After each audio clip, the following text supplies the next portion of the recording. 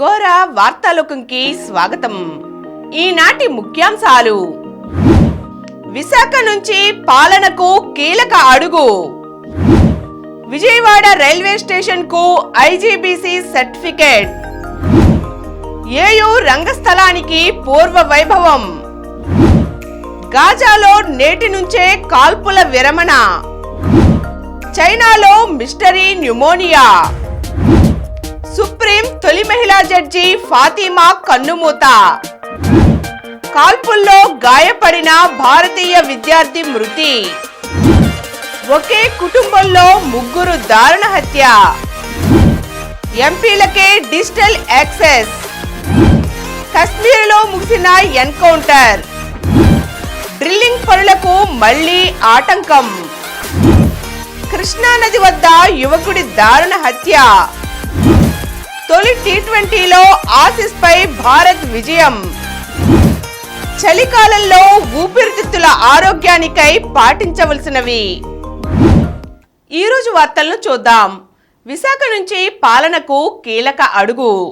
విశాఖపట్నం నుంచి పరిపాలనకు కీలక అడుగు పడింది.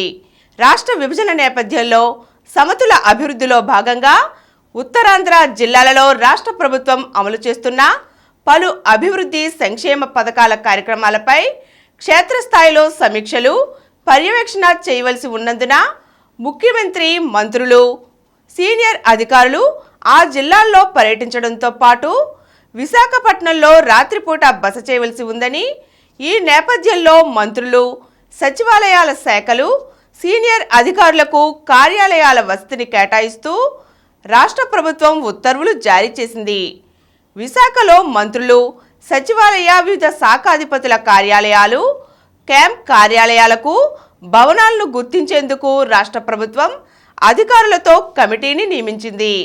ఈ కమిటీ సిఫారసుల మేరకు మంత్రులు, సచివాలయాల శాఖల కార్యాలయాల వసతికి ప్రభుత్వ భవనాలను కేటాయిస్తూ రాష్ట్ర ప్రభుత్వ ప్రధాన కార్యదర్శి డాక్టర్ కెఎస్ జవహర్ రెడ్డి గురువారం ఉత్తర్వులు జారీ చేశారు. ఇప్పటి వరకు మొత్తం 35 శాఖల్లో 16 శాఖలకు మాత్రమే ప్రస్తుతానికి విశాఖలో వసతి కేటాయించారు. ఏ శాఖకైనా విశాఖలో సొంత భవనాలు ఉంటే వాటిలో కార్యాలయాల ఏర్పాటుకు ప్రాధాన్యత ఇవ్వాలని స్పష్టం చేశారు. సీనియర్ అధికారుల గృహవసతి కోసం ముందుగా సొంత భవనాలను వినియోగించుకోవాలని సూచించారు. మిలీనియం టవర్లలో వసతి కేటాయింపులపై ఐటీ శాఖ తగిన చర్యలు తీసుకోవాలని సూచించారు. ఉత్తర్వులకు అనుగుణంగా సచివాలయానికి సంబంధించిన అన్ని శాఖలు తగిన చర్యలు తీసుకోవాలని ఆదేశించారు. చైనాలో మిస్టరీ న్యూమోనియా. కోవిడ్-19 మహమ్మారి వినాశకరమైన ప్రభావంతో ఇంకా తేరుకోని చైనా ఇప్పుడు మరొక కొత్త వ్యాధి బారిన పడింది. అంతుచిక్కని కొత్త ముప్పును ఎదుర్కొంటోంది. దీనిని మిస్టరీ న్యూమోనియాగా పేర్కొంటున్నారు. చాలా విద్యాసంస్థలకి ఇది వ్యాపించింది. దీంతో చైనాలో కోవిడ్ మహమ్మారి ప్రారంభ దశ నాటి భయానక దృశ్యాలు కనిపిస్తున్నాయి. ఈ కొత్త రకం న్యూమోనియా కారణంగా దేశంలో ఆసుపత్రుల్లో చేరేవారి సంఖ్య గణనీయంగా పెరుగుతోంది. ఈ నెల ప్రారంభంలో జాతీయ ఆరోగ్య కమిషన్ నుండి చైనా ఆరోగ్య అధికారులు దేశవ్యాప్తంగా తలెత్తిన శ్వాసకోశ వ్యాధుల పరిష్కారం గురించి చెప్పడానికి సమావేశాన్ని ఏర్పాటు చేయడంతో ఈ మిస్టరీ వ్యాధి గురించి ప్రపంచానికి తెలిసింది. కోవిడ్-19 ఆంక్షల సడలింపు, ఇన్ఫ్లుయెంజా, మైక్రోప్లాస్మా న్యూమోనియా కారణంగా చిన్నపిల్లలను ప్రభావితం చేసే విస్తృతమైన బ్యాక్టీరియల్ ఇన్ఫెక్షన్, శ్వాసకోశ సిన్స్టియల్ వైరస్తో శ్వాసకోశ వ్యాధులు పెరిగినట్లుగా చైనా అధికారులు గుర్తించారు. జబ్బు పడిన చిన్నారులతో ఆసుపత్రులు నిండుతున్నాయి. చిన్నారి రోగుల తాకిడి కారణంగా బీజింగ్, లియానింగ్లోని ఆసుపత్రులు తీవ్ర ఒత్తిడిని ఎదుర్కొంటున్నాయని నివేదికలు చెబుతున్నాయి. విజయవాడ రైల్వే స్టేషన్కు ఐజీబీసీ సర్టిఫికేట్. ఏటా దేశవ్యాప్తంగా ఇండియన్ గ్రీన్ బిల్డింగ్ కౌన్సిల్ నిర్వహిస్తున్న రేటింగ్లో విజయవాడ రైల్వే స్టేషన్కు ప్లాటినం సర్టిఫికేట్ లభించింది. గురువారం చెన్నై ట్రేడ్ సెంటర్లో గ్రీన్ బిల్డింగ్ సమావేశంలో ఏడీఆర్ఎం ఎం శ్రీకాంత్, సీనియర్ డిఈహెచ్ ఎం రామచంద్ర సాహు ఈ సర్టిఫికెట్ను అందుకున్నారు. విజయవాడ డివిజన్ చేపట్టిన పర్యావరణ హిత నిర్వహణ, ప్రయాణికుల సేవలకు గాను 2019లో ఐజీబీసీ నుంచి గోల్డ్ రేటింగ్ సర్టిఫికెట్ సాధించింది. అప్పటి నుంచి అన్ని అంశాలలో మెరుగైన పనితీరు కనబరిచినందుకు గాను ఈ ఏడాది ఎంతో ప్రతిష్టాత్మకమైన ప్లాటినం రేటింగ్ సర్టిఫికెట్ను విజయవాడ స్టేషన్ కైవసం చేసుకుంది. దక్షిణ మధ్య రైల్వే జోన్లో సికింద్రాబాద్ స్టేషన్ తర్వాత ఈ సర్టిఫికెట్ సాధించిన రెండో స్టేషన్గా విజయవాడ ఘనత సాధించింది. ఏయూ రంగస్థలానికి పూర్వ వైభవం. ఆంధ్ర విశ్వ కళా పరిషత్ తన పేరును సార్థకం చేసుకుంటూ చిత్రకళలు, నాటకరంగం, సంగీతం, నృత్యం నుంచి నేటి సినీ సంగీతం వరకు ఎందరో ఉద్దండులను సమాజానికి అందించే బృహత్తర బాధ్యతలను నిర్విరామంగా నిర్వహిస్తోంది. దశాబ్దాల క్రితం కళలను ప్రోత్సహించాలనే ఉద్దేశంతో నిర్మించిన 6 బయలు రంగస్థలం దాదాపు 2.5 దశాబ్దాలుగా నిరాదరణకు గురయింది. ప్రస్తుత వీసీ పివిజిడి ప్రసాదరెడ్డి చొరవ తీసుకుని దీనిని పూర్తి స్థాయిలో ఆధునికీకరించి వినియోగంలోకి తీసుకువచ్చారు. రాష్ట్ర ప్రభుత్వం నాడు నేడు పథకంలో అందించిన నిధులతో యాంపీ థియేటర్కు ఊపిరినిచ్చారు. నెక్కంటి సీఫుడ్ సంస్థ అందించిన నిధులతో బెంచీలు, ఫ్లోరింగ్ పనులు పూర్తి చేశారు. కోరమండల్ పెయింట్స్ సామాజిక బాధ్యతగా అందించిన నిధులతో ప్రాంగణానికి వర్ణాలద్ది కళావేదికను కళాత్మకంగా తీర్చిదిద్దారు. రంగస్థల చారిత్రక కళా ప్రాశస్త్యాలు దెబ్బతినకుండా నేటి తరానికి కూడా ఉపయుక్తంగా ఉండేలా తీర్చిదిద్దారు. దీనిని సినీ నటుడు అక్కినేని నాగార్జున, అమల, అఖిల్, అక్కినేని సుశీల ఈరోజు ప్రారంభించారు. ఈ వేదికకు ఒక ప్రత్యేకత ఉంది. దేశంలో మరే విశ్వవిద్యాలయానికి లేని అరుదైన సందర్భం ఈ వేదికపై ఆవిష్కృతమైంది. 3 భారతరత్నలు ఇదే వేదికను పంచుకున్నారు. నోబెల్ బహుమతి గ్రహీత భారతరత్న సివి రామన్ ముఖ్య అతిథిగా ప్రసంగించగా, సర్వేపల్లి రాధాకృష్ణన్ ఏయూ ఉపకులపతిగా సభకు అధ్యక్షత వహించారు. దేశం గర్వించే ఇంజనీర్ సర్ మోక్షగుండం విశ్వేశ్వరయ్య ప్రేక్షకుడిగా ఆ కార్యక్రమంలో పాల్గొనడం విశేషం. కాల్పుల్లో గాయపడిన భారతీయ విద్యార్థి మృతి. అమెరికాలోని ఓహియోలో గుర్తు తెలియని దుండగుల కాల్పుల్లో తీవ్రంగా గాయపడిన ఆదిత్య అడ్లక ఆసుపత్రిలో చికిత్స పొందుతూ ఈ నెల 18న మృతి చెందారు. ఓహియో రాష్ట్రం యూనివర్సిటీ ఆఫ్ సిన్సినాటీలో డాక్టరేట్ చేస్తున్న ఆదిత్య ఈ నెల 9న కారులో వెళ్తుండగా దుండగులు పలుమార్లు అతడిపై కాల్పులు జరిపారు. ఆదిత్యను పోలీసులు ఆసుపత్రిలో చేర్పించారు.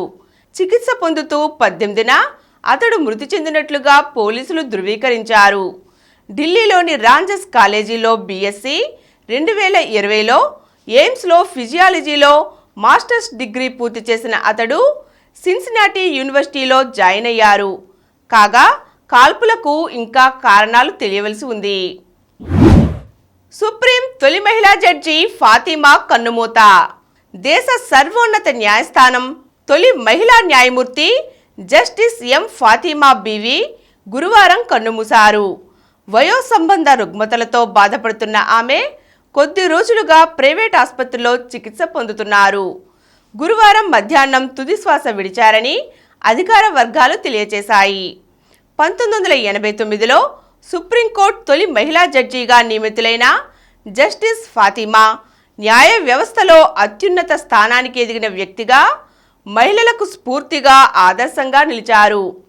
ఆసియాలోనే తొలిసారి ఒక దేశ అత్యున్నత న్యాయస్థానంలో మహిళా న్యాయమూర్తిగా ఎంపికైన వ్యక్తిగా ఘనత సాధించారు.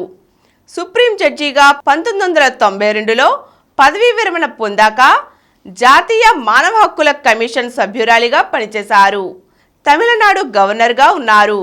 మాజీ ప్రధాని రాజీవ్ గాంధీ హత్య కేసులో శిక్ష అనుభవిస్తున్న 4 ఖైదీలు దాఖలు చేసిన క్షమాభిక్ష పిటిషన్లను తిరస్కరించిన తరువాత గవర్నర్ పదవికి రాజీనామా చేశారు. ఆమె 1950లో బార్ కౌన్సిల్ పరీక్షలో అగ్రస్థానంలో నిలిచి బంగారు పతకం సాధించిన తొలి మహిళగా రికార్డులకెక్కారు. 1983లో కేరళ హైకోర్టు న్యాయమూర్తిగా, అదే ఏడాది శాశ్వత జడ్జిగా పదోన్నతి సాధించారు. అవివాహిత అయిన జస్టిస్ ఫాతిమా బీవి ఒక సోదరి వద్ద ఉంటున్నారు. కశ్మీర్లో ముగిసిన ఎన్కౌంటర్. జమ్మూ కాశ్మీర్లోని రౌజౌరి జిల్లాలో గురువారం రెండో రోజు కూడా ఉగ్రవాదులు భద్రతా బలగాల మధ్య ఎదురుకాల్పులు కొనసాగాయి. బుధవారం ఎన్కౌంటర్లో గాయపడిన 2 జవాన్లలో ఒకరు ఆసుపత్రిలో చికిత్స పొందుతూ మృతి చెందారు. దీంతో ఈ ఎన్కౌంటర్లో అసువులు బాసిన జవాన్ల సంఖ్య 5కు చేరుకుంది. బుధవారం చనిపోయిన వారిని Captain M V Pranjal, Captain Shubhman Gupta, paratrooper Sachin Laur, Havildar Abdul మాజిద్గా గుర్తించారు. గురువారం ఉదయం జరిగిన ఎన్కౌంటర్లో లష్కరే తోయిబా టాప్ కమాండర్ సహా 2 ఉగ్రవాదులు హతమయ్యారు. ధర్మశాలలోని బాజిమల్ ప్రాంతంలో బుధవారం ఎన్కౌంటర్ సందర్భంగా 2 కెప్టెన్లు సహా 4 జవాన్లు నేలకొరిగారు. మరో 2 గాయాల పాలైన విషయం తెలిసినదే. రాత్రివేళ కాల్పులను నిలిపివేసిన బలగాలు ఉగ్రవాదులు తప్పించుకునే అవకాశం లేకుండా అక్కడి దట్టమైన అటవీ ప్రాంతాన్ని పూర్తి స్థాయిలో దిగ్బంధించాయి. గురువారం ఉదయం తిరిగి 2 వర్గాల మధ్య కాల్పులు ప్రారంభమయ్యాయి. ఈ కాల్పుల్లో 2 ఉగ్రవాదులు మృతి చెందినట్లుగా అధికారులు వెల్లడించారు. దీంతో ఈ ప్రాంతంలో ఎన్కౌంటర్ ముగిసినట్లయిందని తెలిపారు. సొరంగం డ్రిల్లింగ్ పనులకు మళ్లీ ఆటంకం. ఉత్తరాఖండ్లోని సిల్కియారా సొరంగంలో ఇంకొన్ని మీటర్లు డ్రిల్లింగ్ చేస్తే కార్మికులు చిక్కుకున్న చోటుకు చేరుకోవచ్చునన్న ఆశల నడుమ అనుకోని అవాంతరం ఎదురైంది. 25 టన్నుల బరువైన భారీ డ్రిల్లింగ్ మిషన్ అమర్చిన వేదికకు పగుళ్లు రావడంతో డ్రిల్లింగ్ను ఆపేశారు. బిగించిన వేదిక సరిగా లేకుంటే డ్రిల్లింగ్ మిషన్ అటు ఇటు కదులుతూ ఖచ్చితమైన దిశలో డ్రిల్లింగ్ సాధ్యపడదు. అప్పుడు అసలకే మోసం వస్తుంది. అందుకే ముందు జాగ్రత్తగా డ్రిల్లింగ్ను ఆపేశారు. మరికొన్ని గంటల్లో లేదా రేపటికల్లా ఈ ఆపరేషన్ విజయవంతంగా పూర్తవుతుందని జాతీయ విపత్తు నిర్వహణ ప్రాధికార సంస్థ సభ్యుడు లెఫ్టినెంట్ జనరల్ సయ్యద్ అతా హనియన్ గురువారం సాయంత్రం వివరించారు. గాజాలో నేటి నుంచే కాల్పుల విరమణ.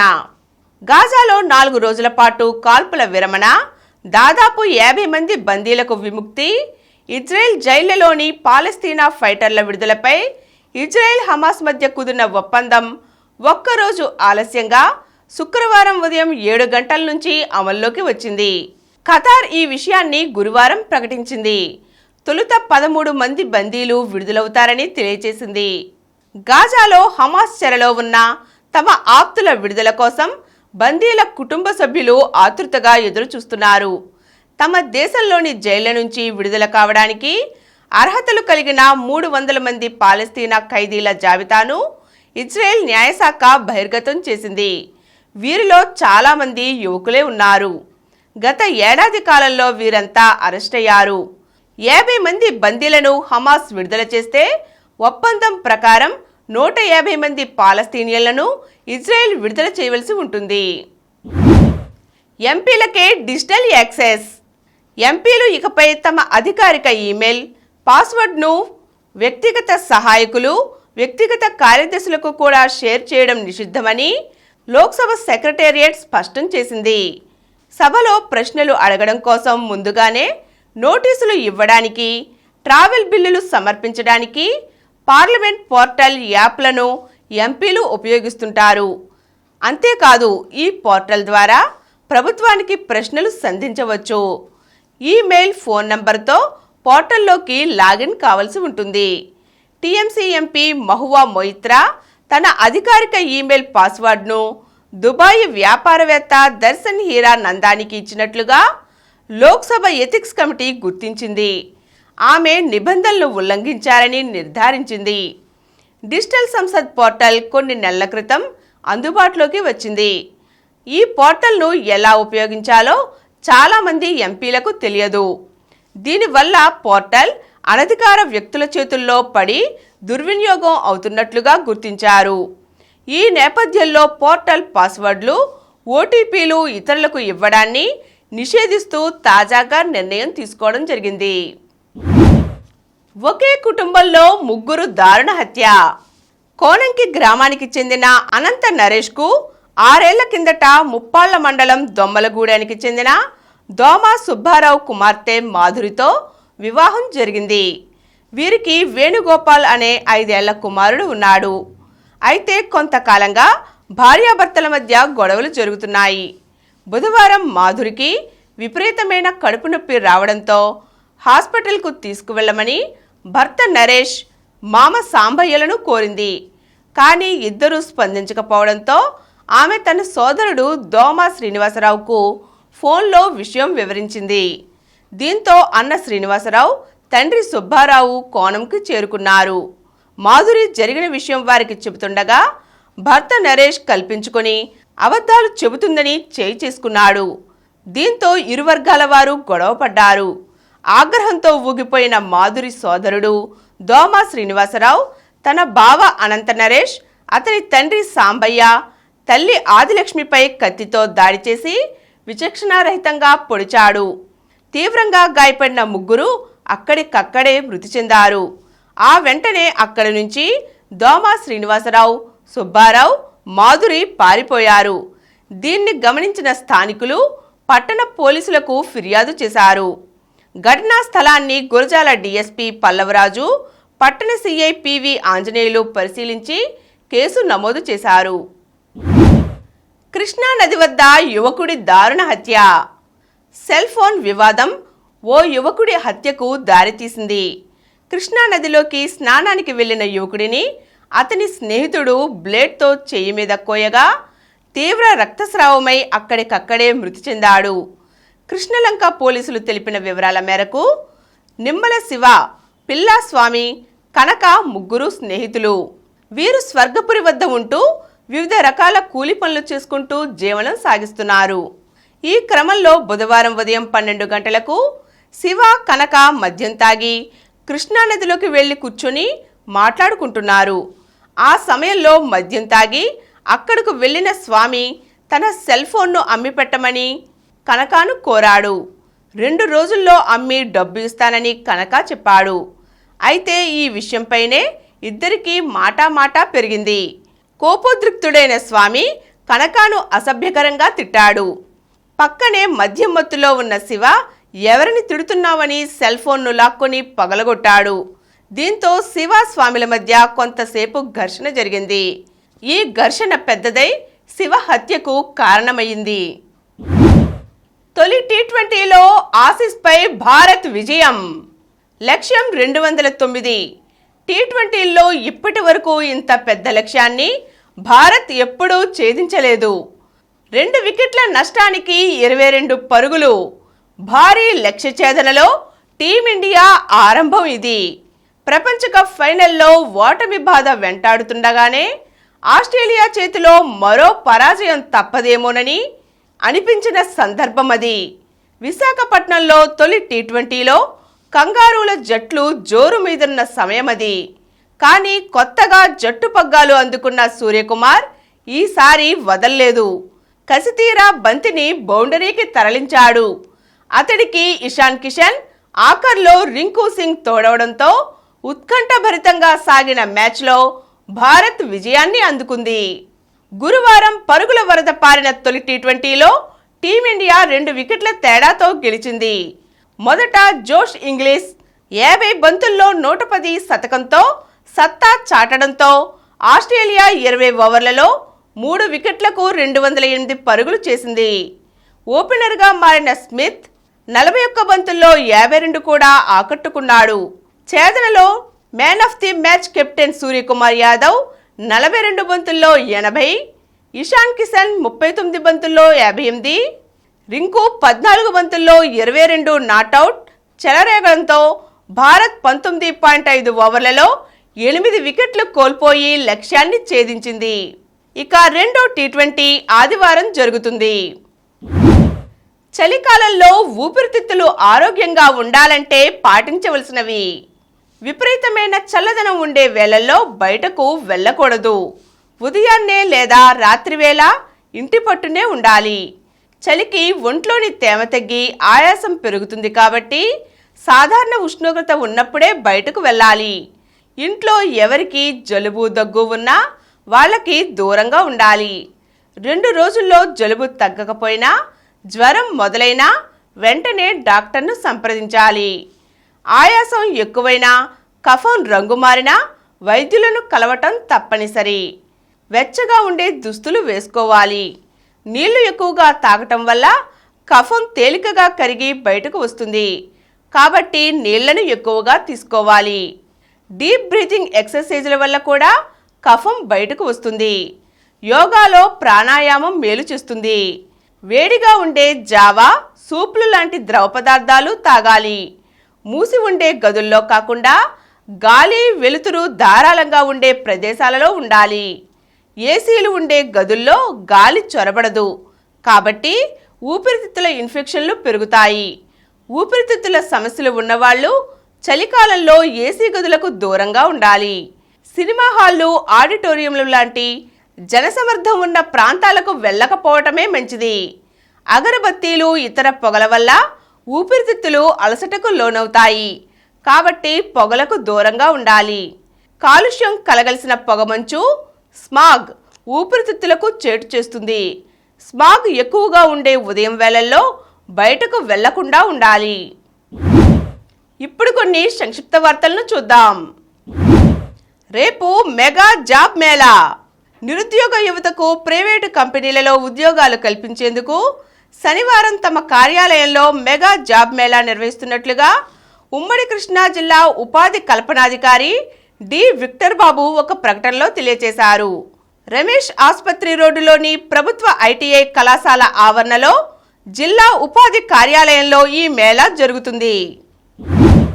బీఎస్సీ అగ్రికల్చర్లో ప్రవేశాలకు వెబ్ ఆప్షన్లు.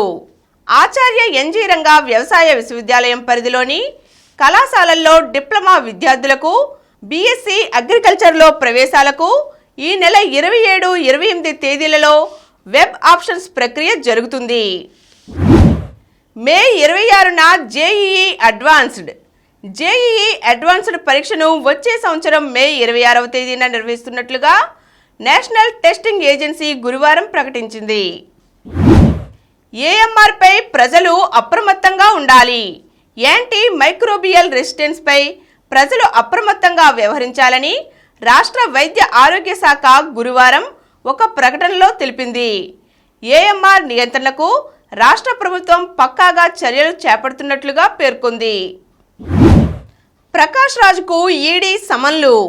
తిరుచిరాపల్లి కేంద్రంగా పనిచేసిన ఆభరణాల సంస్థపై నమోదైన కేసులో విచారణకు హాజరు కావాలంటూ ప్రముఖ నటుడు ప్రకాష్ రాజ్కు ఎన్ఫోర్స్మెంట్ డైరెక్టరేట్ ఆదేశించింది. ఈ మేరకు డిసెంబర్ మొదటి వారంలో తమ ఆఫీస్కు వచ్చి వాంగ్మూలం ఇవ్వాలంటూ సమన్లు జారీ చేసింది. టీమిండియా కోచ్గా లక్ష్మణ్ రానున్నాడా?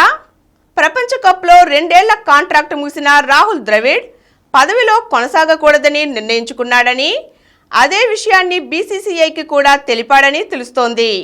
అతడి స్థానంలో వివి లక్ష్మణ్ బాధ్యతలు స్వీకరించే అవకాశాలు మెండుగా ఉన్నాయి. రన్నరప్గా హారిక. స్పీడ్ చెస్ ఛాంపియన్షిప్లో భారత గ్రాండ్ మాస్టర్ ద్రోణవల్లి హారిక ఫైనల్లో ఓడిపోయింది. తుదిపోరులో ఆమె చైనా గ్రాండ్ మాస్టర్ హో ఇఫాన్ చేతిలో పరాజయం చవిచూసింది. క్వార్టర్ ఫైనల్లో సాత్విక్ జోడీ. చైనా మాస్టర్స్ సూపర్ 750 టోర్నీలో భారత అగ్రశ్రేణి క్రీడాకారులు హెచ్ఎస్ ప్రణయ్, సాత్విక్ సాయిరాజ్, చిరాగ్ శెట్టి జోరు కొనసాగుతోంది. పురుషుల సింగిల్స్లో ప్రణయ్, డబుల్స్లో సాత్విక్, చిరాగ్ క్వార్టర్ ఫైనల్లో అడుగుపెట్టారు. 2024 ఐపీఎల్కు స్టోక్స్ దూరం. 2024 ఐపీఎల్కు చెన్నై సూపర్ కింగ్స్ ఆటగాడు బెన్ స్టోక్స్ దూరమయ్యాడు. వచ్చే సీజన్కు స్టోక్స్ అందుబాటులో ఉండడని చెన్నై ఫ్రాంచైజీ గురువారం ప్రకటించింది. మరిన్ని వార్తా విశేషాలతో రేపటి గోరా వార్తాలోకంలో కలుద్దాం. Thank you.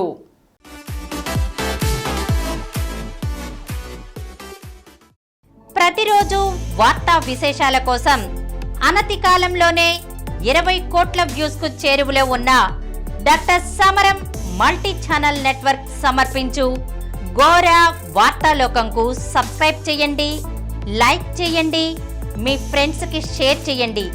అలాగే ప్రక్కనున్న గంట సింబల్ ని ప్రెస్ చేయడం మర్చిపోకండి. download Samaram multi-channel app and watch your favorite channels from your mobile. App available on Google Play Store and subscribe to the channels.